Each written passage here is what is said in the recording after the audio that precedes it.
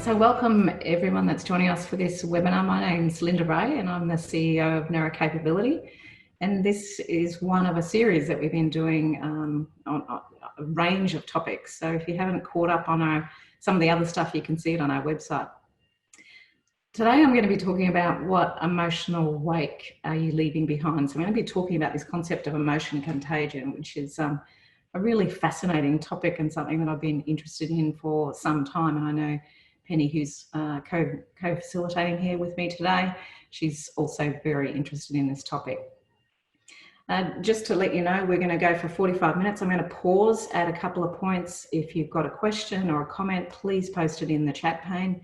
We're really interested in hearing, what this has got you thinking, or whether you have a question around some of the content that I'm going to share with you today. Okay, let's get started. Oops, just give me one sec. Joys of technology. Okay, just having trouble with moving. Okay, there we go. So just to give you some certainty, because we know brains love certainty, I'm going to talk about what I'm covering today. So I'm going to talk a little bit about what emotions are and talk a bit about why emotions are contagious and why we should really be looking at this and be concerned by this. I'm going to then look at this idea of self-regulation and managing affect and what that means. And I'm going to finish up with 4 practical tips for managing your emotional wake. If you were on the last webinar, you'll know that I love being scientist of my own experience, and I always invite people that are working with me or on sessions like this to be scientists of your own experience. So I just want you to do a quick reflection exercise. I want you to think about, what emotions have you experienced today? So just think about, what's happened since, you got out of bed this morning. What sort of emotions have you experienced during that time? And think about, how would you describe your mood right now? Are you happy?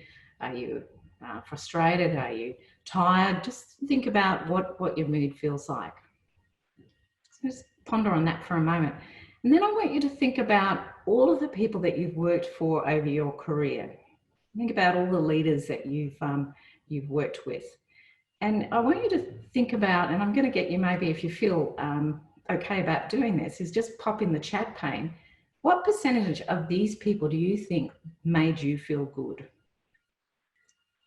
And we know that there was some research done by a consultant, and this consultant was looking at good leaders and not so good leaders. And it wasn't part of the research, but one of the throwaway lines that this person asked people at the end was, how do you feel after you've met with your boss? And it turned out that that was one of the key indicators of whether someone was a good leader or a not good leader, the extent to which how they made people feel. So think about, how many people in your working career have made you feel good and made you feel valued and made you feel happy. Okay. So today I'm going to, if you remember if you're on the webinar last time, I spoke quite a lot about attentional intelligence and this idea of these 3 key intelligences that we need to operate effectively in the world of work. And these are important for leaders, but they're important for all of us.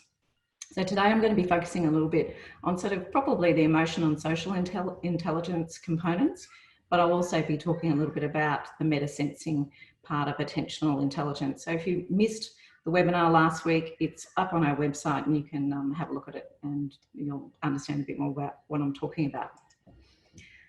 I want to start off by talking about the importance of context. And I think sometimes we underestimate the context within which we're operating in, that social context. And if we think about the context right now, this is one of the most challenging times that we've faced as a population in our history and in all of our lifetimes. And we know that, for some people, the whole COVID pandemic has created high levels of anxiety and people have felt quite anxious. And people have also felt lonely, and there's, we've seen a spike in mental health concerns and mental health issues. And then as we start seeing easing of restrictions, you know, some people are really excited about returning to work. And interestingly, some Australian research has shown that it seems that men are more excited about going to work, back to work. And I kind of wonder what that's about, and whether being at home and being part of working with children and working while children are trying to study and do school has been a bit of a challenge. So some people are really excited about getting back to work. They can't wait. But we need to also remember that there's a number of people that feel really anxious about going back to work, and about, you know, having to travel on public transport, or whether you have to share lifts with people. How are people going to keep me safe when I get back to the workplace? Now, the challenging things is that if we feel excited about going back to work, there's kind of a tendency for all of us to think that everyone thinks like we think, and yet we know that no two brains are alike. So if we're excited, it might be really hard for us to understand why other people aren't excited about returning back to work and might be feeling anxious. And, you know, we've had kind of a lot of talk of late around a potential second wave. So, you know, people might be feeling anxious. So we need to be really thinking about this in terms of what that means for the workplace, and how are we going to be supporting our people in returning back to the workplace if that's what's going to happen. There's also people that might be feeling like, I don't want to go back to the workplace because it's worked really well being at home. So there might be a sense of reluctance about going back to the work and losing some of those things that they've gained during this time in working from home.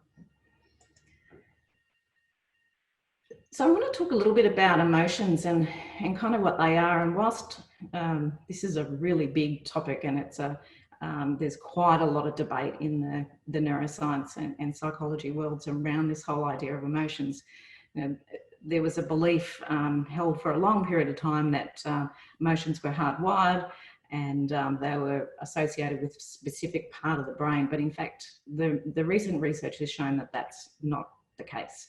Emotions are not hardwired, they're constructed in the moment. And if you haven't had a chance to look at Lisa Feldman Barrett's work, she's done some really interesting research around this whole idea of emotions. And she has a website, lisafeldmanbarrett.com, and you'll find wonderful videos and great resources on there if you want to understand a little bit more about some of the contemporary views around emotion. So whilst there's some debate about emotions, there is agreement in the literature that it's a collection of psychological state that includes our subjective experience. So that's really like what's happening right now for us. And it includes expressive behaviour, so what we see on, you know, in terms of facial expressions, what's happening, what we're doing with our body, and verbal components of how we interact with other people. And it also includes peripheral physiological states. So that's around heart rate and our respiration. I think the thing that we need to really understand when we start thinking about emotions is that we're really highly tuned to detect emotions in others. So if you think about the key role of your brain is to keep you alive and safe. So we want to be able to pick up subtle signs or indications in other people that they might not be feeling safe, or they might not be okay. And this comes back to, you know, basically our brain trying to keep us alive. So we want to be able to look out for things that might harm other people, could also harm us. And our inner scientist, and I love how Lisa Feldman Barrett talks about our inner scientist being a bit like a deaf and blind scientist living inside a black box. And basically our inner scientist, so our brain, is making predictions based on what we observe, and this links to past experience. So think about the COVID pandemic.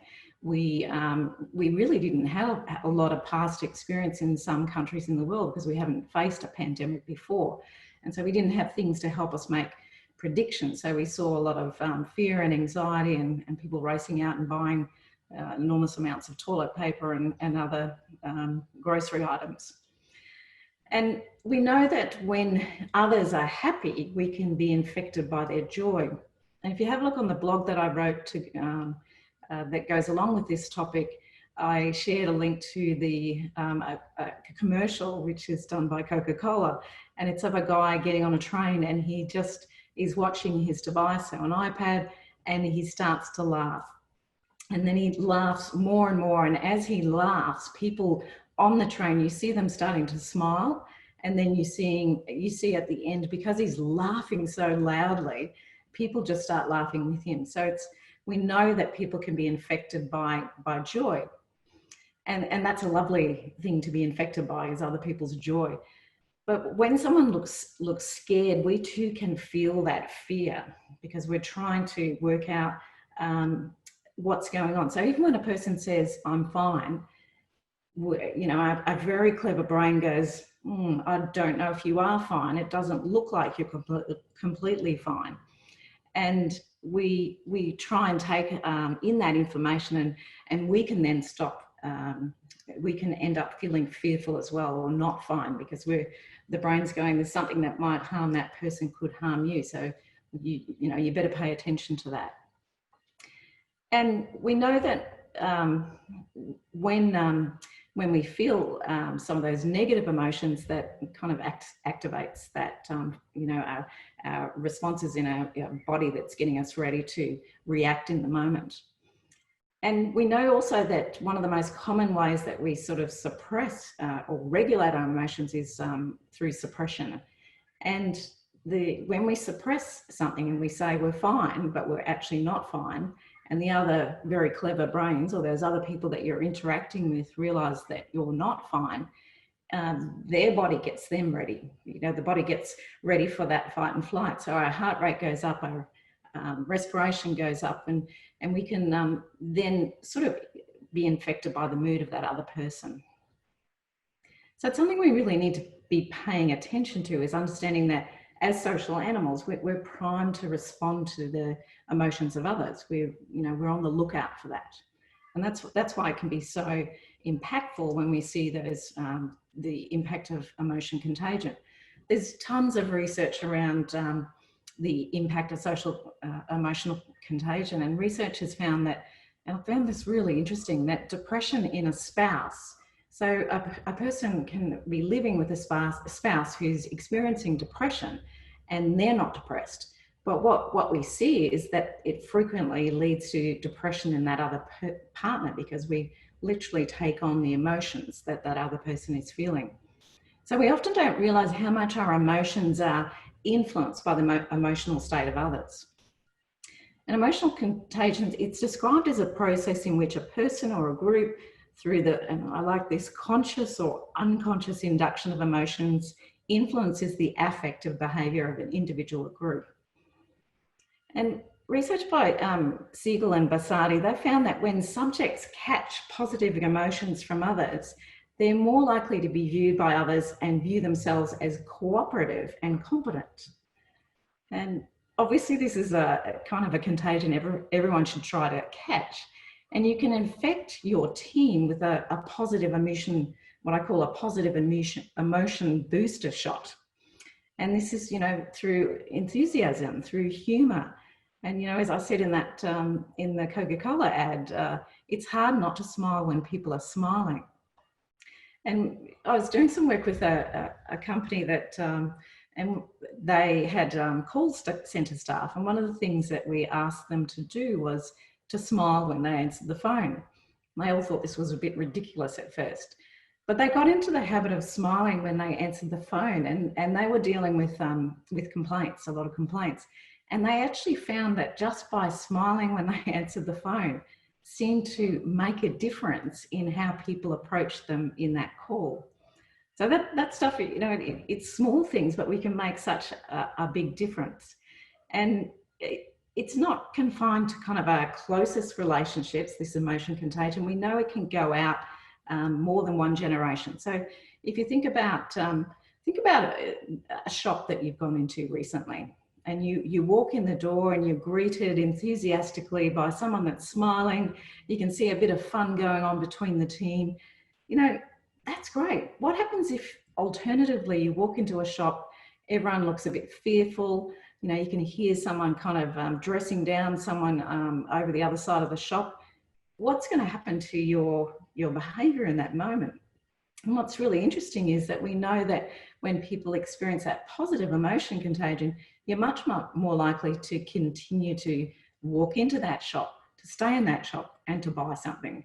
And I'm sure you've all experienced that, where you have felt a negative vibe when you've gone into a shop or into a meeting. You know, you can pick it up straight away.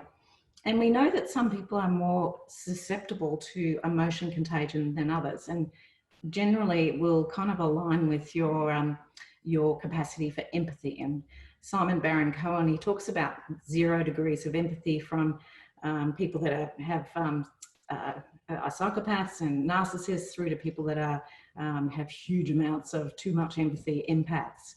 And we know when you're on that right side of that bell curve, so he talks about it as a bell curve.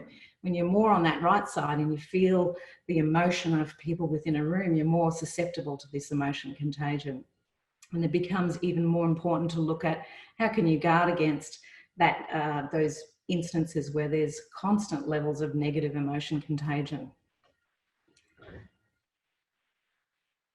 Okay. So I guess one of the key questions that I want to pose to you in thinking about this whole idea of emotions and emotion contagion is, what emotional weight do you want to leave behind? And so another way of thinking about emotion contagion is this idea of an emotional wake. So it's asking yourself questions like, what emotions am I taking into a room? And what emotions do I want to leave behind? How do I want to make people feel? And this comes back to questions of, like, what have you done to self-regulate before you enter the room if you know that you're feeling a bit negative? And it also points to questions around thinking about how can you support others to be aware of their emotional wake. I think some people don't understand when you come into a room and you're grumpy and you go blah, blah, blah over everyone, people don't intentionally go, I want to spread negative emotion contagion. But they unintentionally do that. So how can you support people that do this on a regular basis to be aware of the impact of that wake? Because we know that that emotional wake, other people can't help but be swept up in it. And yesterday I was on a call with one of our alumni. I'm not sure if she's on the call today, Wendy. And I loved, she does a lot of coaching work with fairly senior leaders. And one of the questions that she asked them is, what emotional weight do you believe you leave behind? And that gives her a pretty quick indication. If people say, oh, and they're curious about that and they do some thinking, or if they kind of respond by saying, well, I don't know, I'm not there to kind of really care about how people think. It really gives an indication of how that leader leads in that moment. And we know, as I said earlier, that how a boss makes someone feel is really important. So we know that leaders influence the psychological safety climate, and I just spoke about this in earlier webinars, by around 70%. So if a leader is constantly grumpy, then, you know, we get scared and we try to avoid them. And in fact, if you don't want to pick up their negative emotion contagion, you might want to find a different way to go into the toilet so you don't have to walk past them. And obviously that's not ideal. We need to be looking at ways that we can self-regulate so that we manage our emotion contagion and we leave a positive emotional wake behind us. So how do we manage emotion contagion? I think it all starts with our ability to self-regulate. I believe this is one of the most critical skills that we need to operate effectively in the world. And I'm not just talking about leaders, I'm talking about anyone. We need to be able to find ways and strategies to self-regulate. And I think the best leaders that you've worked with have probably had pretty great self-regulation skills. So you can see from the cartoons that perhaps we make assumptions about self-regulation. James Gross, he's one of the big writers in this area around self-regulation, and he has teamed up with Lisa Feldman Barrett, and they suggest that emotion regulation, it's concerned with the things we do to influence which emotions we have, when we have them, and how we experience and express them. It's a really lovely way of thinking about self-regulation. And I guess one of the things I would invite you to do is to think about what are the tools that you're currently using to self-regulate, so that you don't leave behind a negative emotional wake. I want to talk a little bit about the idea of basic feelings, and we know that that feelings kind of are not really the same as emotions. So feelings are related to our affect. So it's how we feel in the moment. So your brain basically has to represent all of the stuff going on in your body, you know, your heart beating, your lungs breathing in and out, your stomach digesting food. Maybe some of you had lunch before you came on here. And this activity kind of produces a really broad spectrum basic feeling, from unpleasant to pleasant and calm to agitate. And there can even be kind of like a neutral state. And so moment by moment, your brain is simulating your experience and making guesses about what's going on in your body, and linking that with past experience to understand how we're feeling in the moment. I think a really beautiful example of this was a study done by looking at what happens with parole decisions in and one of the things that they saw with judges making parole decisions, and this was with people that you know, were keen to get parole and maybe had fairly similar circumstances to another person, and they were really perplexed, because what happened was that they saw that the judges made more favourable parole decisions after they'd eaten something. And so if you wanted to make sure you got parole, you really wanted to get before the judge, you know, straight after he or she had had breakfast and straight after lunch. As the day progressed and they, you know, you got there later in the afternoon or just before lunch, what they found was that they made more decisions that said, no, I'm not going to grant parole. And the hunch behind this was that, you know, that feeling you get in your stomach when you feel hungry, it can be kind of experienced as a bit of an ache. What they suggest, or what Lisa Feldman Barrett kind of predicts, is that they were mistaking that for a gut feeling of, oh, I don't think this is right. And so that was one of the things that she suggested, and I thought that was really interesting, that that misreading of that affect. So we have to be really curious and go, what is actually happening for us in the moment? Is this am I hungry, or is this my brain and body saying something's not quite right here? And sometimes we get it wrong, as obviously was the case in some of those parole decisions that the judges made. So one of the things that I kind of think is really key, and I'm just trying to move on to the next slide, is managing affect really the basis of self-regulation? So rather than managing emotions, which are kind of constructed in the moment, we really need to be thinking about how we feel in the moment. And what I want to do is I want to share a couple of simple strategies for managing our affect. But before I do that, I just want to go to you, Penny, and say, are there any questions or comments in the chat pane that I can respond to? Yes, Linda, there are a couple. This is from Jeff. Ironically, I was just reading after lunch, then went, oh, he's got a Zoom call. Sorry, that wasn't a question, it was a statement. From Jeff, from Reed, Q equals, is learning emotional contagion like a technical skill where mistakes are often the best reference point? I suppose as long as the wake wasn't a tsunami. I love that, the wake of tsunami. Can you just read that out again? Was that a question? Yeah. Penny? Yes, it was. Is learning emotional contagion like a technical skill where mistakes are often the best reference point? Okay. I think we have to get good at reading emotion contagion, but not make assumptions. That's one of the things that I think that we can see a person and they're frowning and we go, oh, they're grumpy. but in fact, they're not grumpy. They're actually concentrating. And, you know, you can do this by actually being a bit more curious and checking out your assumption rather than assuming that that's how the other person feels. So, you know, saying, oh, you're kind of looking a little bit unhappy about this. Have I got that right? And they say, oh, no, not at all. I'm just trying to really concentrate here.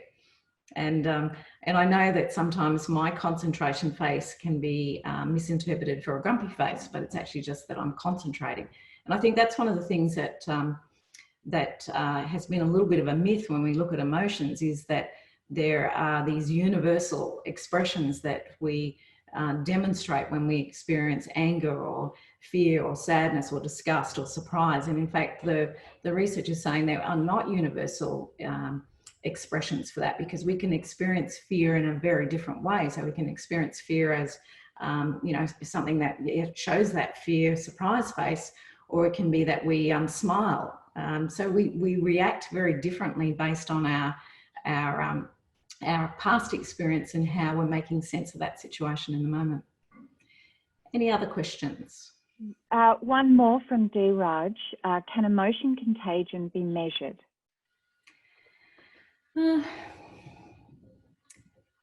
There's been some interesting research around how far out emotion contagion goes in an organisation or in a social situation. So there's research suggesting that it goes out 3 generations.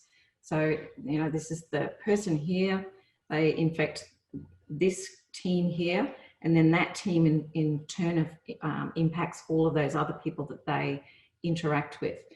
In terms of emotion contagion, there are some, you can just Google and actually look at emotion contagion scales, and it will show you your sensitivity to emotion contagion. So sometimes that's good to know. Am I overly susceptible to emotion contagion? And if you are, then, you know, it's really important that you spend some time finding some ways to guard against taking on the emotions of others. And we know that sometimes people that are more kind of geared towards sympathy than empathy can really be impacted by negative emotions as well. And I was working with a multidisciplinary team in a hospital setting, and they were working with really challenging situations with children in pediatric oncology. And we saw different teams kind of being impacted more by that. And there was one particular group that was working very closely with the families, kind of in a social work situation, and they were really impacted negatively. And what was interesting is that they were using a form of more sympathy than what we would suggest is empathy. And so their burnout rate was really high. So they needed to find different ways of still showing empathy to the families in this very difficult circumstance that they were working in, but being able to manage their the impact of that emotion contagion on them. One more question. Is there research about the impact of nutrition on emotion contagion? I'm going to be the scientist of my own experience for a moment and actually say I get really hangry. Anyone know what hangry is? That's when Reid suggested hangry. Yes, I know that that I can, if I don't eat regularly, I can find it more difficult to self-regulate. Now, the reason behind that is because the brain uses up enormous amounts of energy and glucose. And when we are hungry, then we actually have less resources to be able to manage our affect in that moment or to self-regulate. So we know when we're exhausted, it's much more difficult to self-regulate. And you might notice this yourself. You know, you've been self-regulating all day long, you get to the end of the day and you're really worn out and you haven't had dinner or haven't, you know, eaten much during the day, and then you snap at people around you. So in terms of the link between nutrition, it's around being able to replenish the very energy hungry brain, and particularly the prefrontal cortex that plays a significant role in that.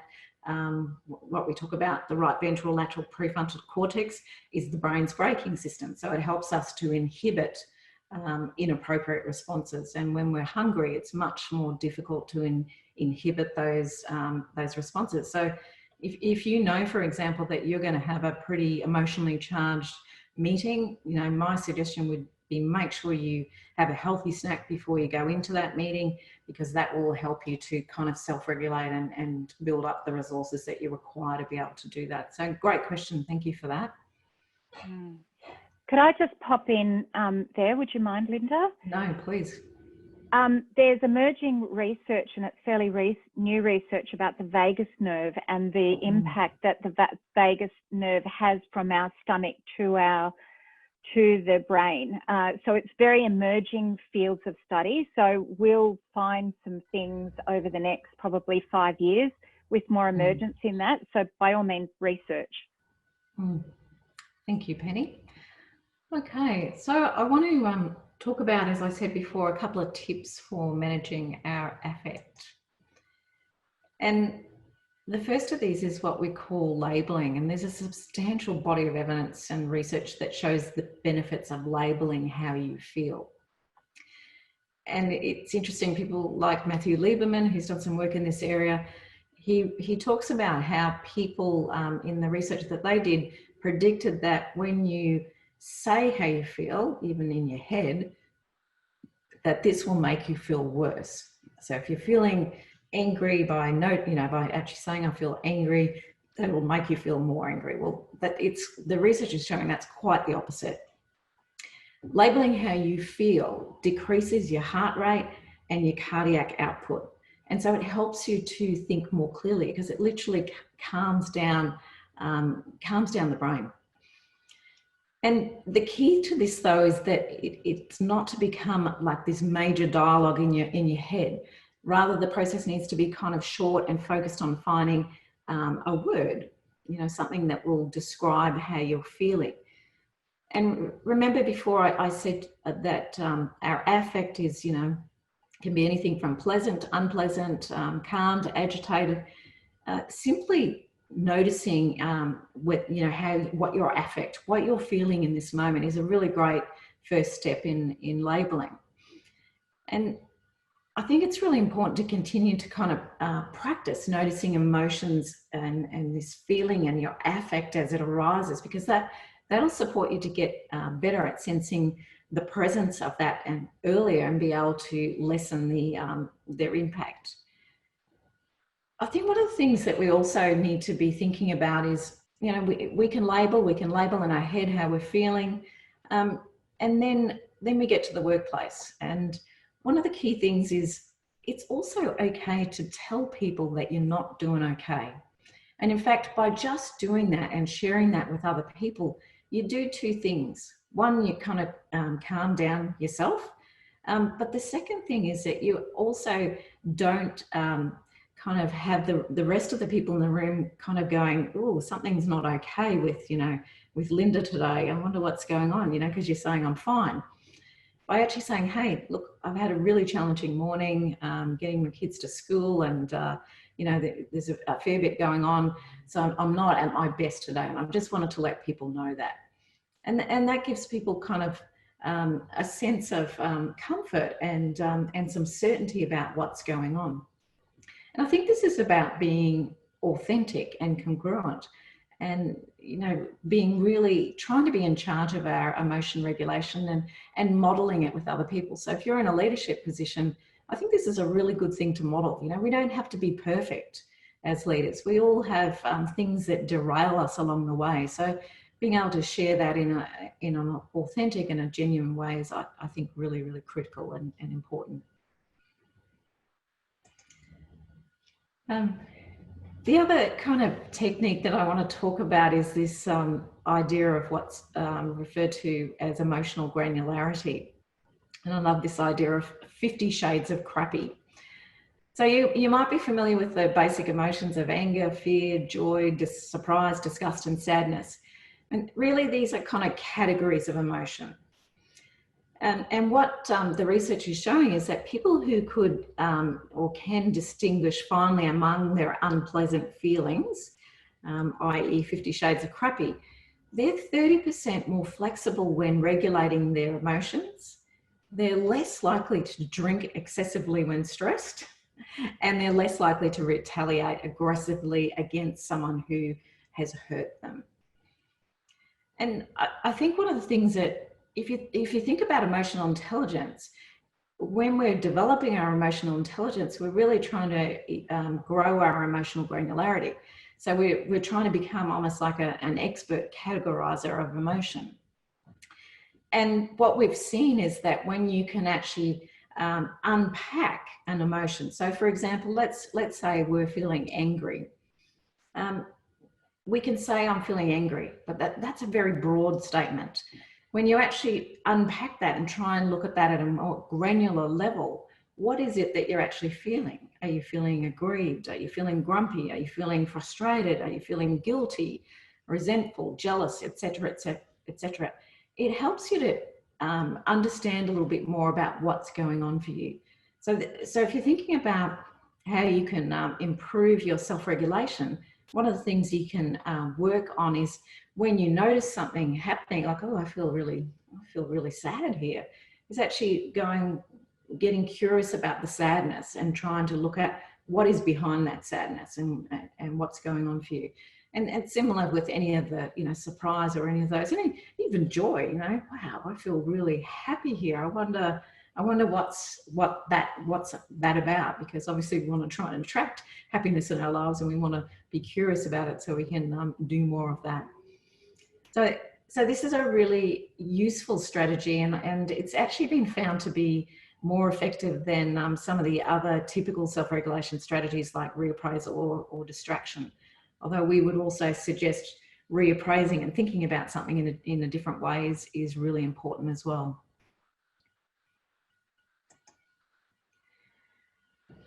So I guess one of the things that I wanted to suggest to you is that, we can't necessarily change the past, what's happened, if you think about what's happened in your day so far.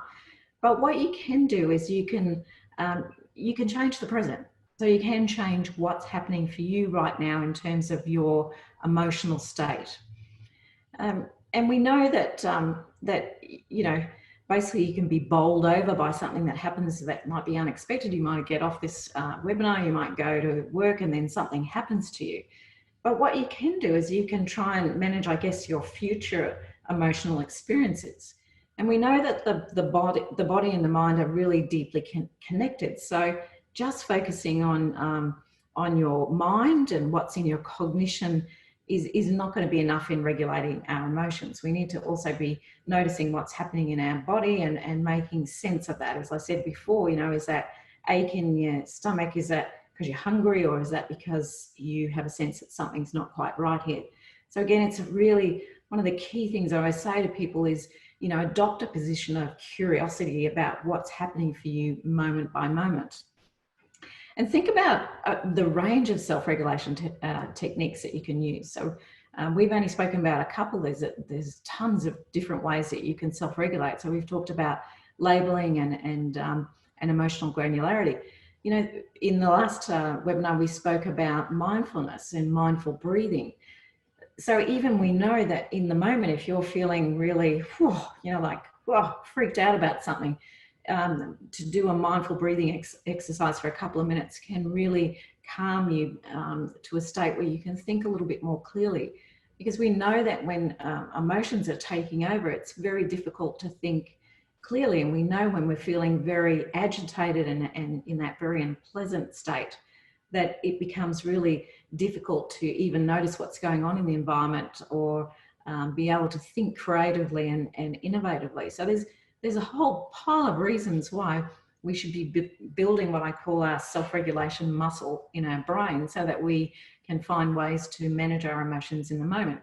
And, clearly the impact of our emotions on others, as I've spoken about in terms of emotion contagion, can never be underestimated. It has a massive impact in the workplace. And we know that we can be a little bit more in charge of that, and we can also assist others to notice that emotional wake that they're leaving behind as well. So I want to kind of finish up with 4 tips for managing your emotional wake. And, you know, obviously the first one is noticing how you're feeling and, you know, what's going on, your affect, and labeling it.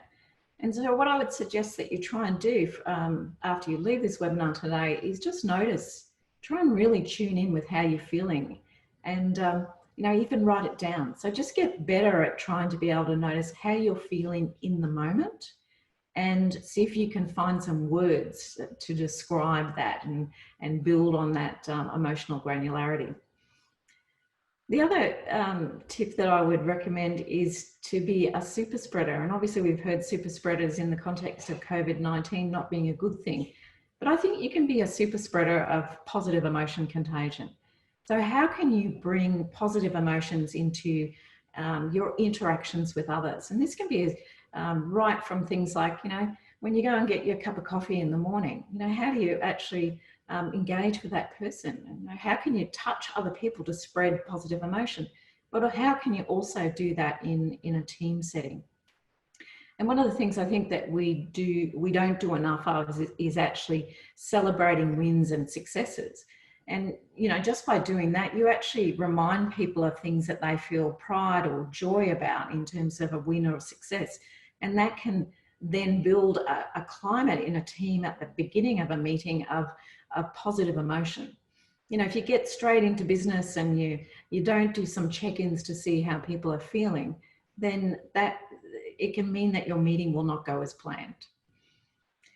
I think we need to build that emotional granularity in conjunction with that labeling process. So if you're wanting to build your emotional intelligence, really start getting curious about the emotions that you're noticing, and see if you can actually build out from that category and get to that really granular level of what exactly is going on for you. And, you know, you can do that again with other people. You can get curious and ask curious questions to help people to understand what's going on for them. And so I guess my suggestion to you all, if you're wanting to look at managing your emotional wake and thinking about emotion contagion, is to build your self-regulation superpowers, and think about what are the ways in which I can continue to build my capability in this area of self-regulation. Because I think, as I've said, it's one of the key capabilities that we need to see for positive interaction in the workplace, but also if you're in a leadership position, being able to be self-aware and notice what's going on for you is really key. And I was talking with a group yesterday around this concept, and one of the, I loved what they talked about in terms of finding micro moments for learning. So these micro moments for learning when you're working with other people to help them to understand about, things like emotion contagion, to get them to be reflecting on what emotional wake they're leaving behind. And there was a really lovely example that was provided where there was a person that gets really flustered and upset and really anxious when things get busy in the shop front. So there's, when there's customers waiting, and gets really frazzled. And the leader in this particular circumstance, what they were trying to do with this person is to just calm them down. And just by going, it'll be okay, and trying to spread a positive emotion of calmness with this other person, she was able to de-escalate the situation for this person and to help them understand about that. Now, the interesting thing that happened as a result of that is that they saw a 20% increase in sales. So this stuff doesn't just influence how we feel, it actually influences our performance in the workplace. And as I said before, it influences our capacity to be innovative and creative. When we're in a good emotional space, we're able to do that. So I'm seeing that it's almost 12:45. I'm just wondering if there's any quick questions before we wrap up and let people go. And as I said, I'll stay on the call for another 15 minutes. Anything from the chat pane, Penny? There's a really lovely comment actually from Jeff McKeon that says, between stimulus and response, there is a space. In that space is our power to choose our responses. In our responses lies our growth and freedom, by Viktor Frankl. Nice. That's beautiful. Thank you for sharing that, Jeff. I love that. Any other comments or questions? No, another one from Jeff, name it to tame it, Dr. Daniel Siegel. But yeah, so no, lots of great webinar, which is lovely. Dan Siegel does some amazing work if you haven't looked at his work. So thank you for that, Jeff. I'd really recommend you have a look at Dan Siegel. He does beautiful stuff around self-regulation and mindfulness, and he does some really lovely stuff too with if you're a parent, you can get some great tips from him about positive, parenting in a positive way. Okay, so the next webinar will be on threat versus reward, the universal filter that governs our thoughts. So if you're willing to join us the next session, I'll extend a little bit upon what I've talked about today in terms of some additional models that you can use for self-regulation. As always, you can contact us at any time. We'd love to hear from you. We have tons of free resources on our website, and have a look at our blog and share them with other people. And remember to always look at, check out our courses and see how we can support you to build that capability. We focus a lot in our advanced diploma of neuroscience of leadership on, there's a whole study period dedicated to self-regulation and self-awareness. So thank you for those that need to leave. I've finished at 12:46, so pretty much spot on time. I'm going to stay on the call, as I said, and if there are any questions or comments, I'm really happy to take them. And if so, you might want to come off mute and just ask directly rather than putting it in the chat pane. Linda, Jeffrey here. Hey, Jeffrey. I've started doing some reading, and I guess I'm a little, it's still grey because I haven't got a full understanding. But the enteric nervous system, so the brain-gut line, because with studying with the link of serotonin, have you done much research or reading in that area to explain no, it? but funnily that you should bring that up. I'm in discussions with a neuroscientist right now who has done some really interesting work in that area, and she's going to be sharing her research around that area and a module around that specific topic. So I haven't yet seen that. Obviously I'm interested in that area, and I think that it's one of the areas that is emerging as an area that we need to pay some more attention to, that connection between, gut and brain. There's lots of stuff that there's so much we still don't know about the brain and the connection with body. We know that there are neurons in the heart. What does that mean? So there's so much that we don't know about that. And when that comes to light, I will be also maybe looking at sharing something on that in the future. Wonderful. Cool. I'll keep reading. Thank you. Thanks, Jeff. Any other questions, comments?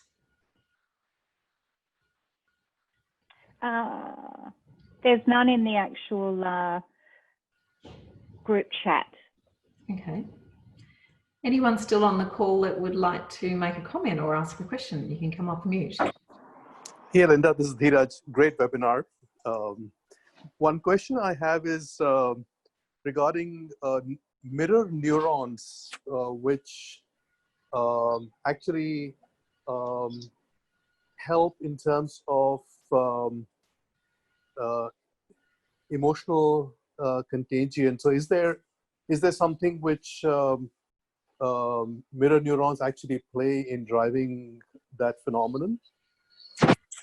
Yeah, look, there's a lot of really interesting research around mirror neurons, and there's also a lot of contestation in that whole area. But I think what we know is that there are specialized neurons that fire when we, and they found them by accident when they're looking at monkeys you know, going to grab something, the researcher was going to grab something and the monkey's same part of the brain lit up and they went, oh, this is really kind of unusual. And so there are specialized neurons that we see activate when we kind of experience what the other person is experiencing. So we see that when people cry, you know, it's really difficult not to cry because your mirror neurons are activated when you see that other person cry. And we know that it looks like that there are, in some people that are on the autism spectrum, that it could be that their mirror neuron network is not as highly developed because they tend to misread cues coming from other people. So yeah, really interesting area of research, and yeah, still a bit of debate, and that's what I love in this whole area, is that there's still so much we don't know, and it's always good to have that robust kind of debate going on. So that still an area of active research, and it's pretty, like in the scientific world, it's pretty young research. So there are people that are still looking at that context. Okay, thanks, Linda. You're welcome. Any other questions?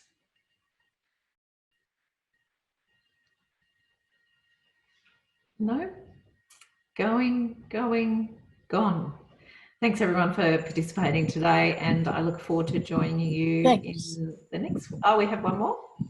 No, I just wanted to thank you, Linda. Oh, hi Lynn, how you doing? Hi, this is Lynn in Port Charlotte, Florida. Good on you. Really love it. Could have lots and lots of discussions about emotional contagion. Because there's so much of it that is rampant in the US right now. Absolutely. In so many ways. And it's just crazy. And if you know how it works, there's a lot of manipulation going on. Yeah, absolutely. I think people can use it for evil and for good. Like you can intentionally use emotional contagion in a not so ethical way. I think that's what you're kind of alluding to. Is that right, Lynn? That's exactly what I'm alluding to. Exactly. Yeah. So right now, one of our best ways to keep sane is just not looking at the media at all. Yeah, yeah, that's just right. saying. Well, I think that's a really important point, Lynn. I know early in the COVID days, I actually made a decision not to watch the news, and because I just felt myself being infected by the emotions of it, and I thought, this is, you know, I can check in once a day and do that in a digital way rather than watching. Yeah, so. Because I knew it was having an impact on me. And yeah, and that's what as many people as possible are doing, but there are a lot of people who are isolated and at home, and they just sit there and watch the TV. That's right. And it's so sad that all they hear is negative stuff. Yeah. So that you know, brings kind of a sadness to my heart. Yeah, I bet it does, Lynn. And I know the States is in a much worse situation than here in Australia, and I really feel for you. That I can't imagine what that's like. Yeah, nothing bad for me. It's for everybody else. Yeah, and we see the you know, as fear grows and conspiracy theories and all that sort of stuff, that impacts on people's emotions as well. So right. And you see this fear of the police and that sort of thing that we've had. You know, I mean, there's a lot of this emotion that is just unwarranted, kind of going out of control, and nobody knows why. And so what you were describing tonight resonated a lot. Thank you, Linda. No, I'm really pleased to hear that, Lynn. And yeah, I think one of the things I've always been looking for in the media is, where are the positive stories? Where are they showing the positive stories, and that might be a bit difficult to find sometimes. But there have been some beautiful stories of how people are connected together and what people are doing to support one another. I think it's really good to focus on that as well, so that we can gain the positive emotion impact from that, from watching that stuff as well, and try and balance it out a bit. But Right. the media is not always that balanced. All right, any other comments? Thanks, Lynn. Okay. Well, thank you for participating, everyone, and I look forward to hopefully you joining me for the next webinar. Cheers, everyone.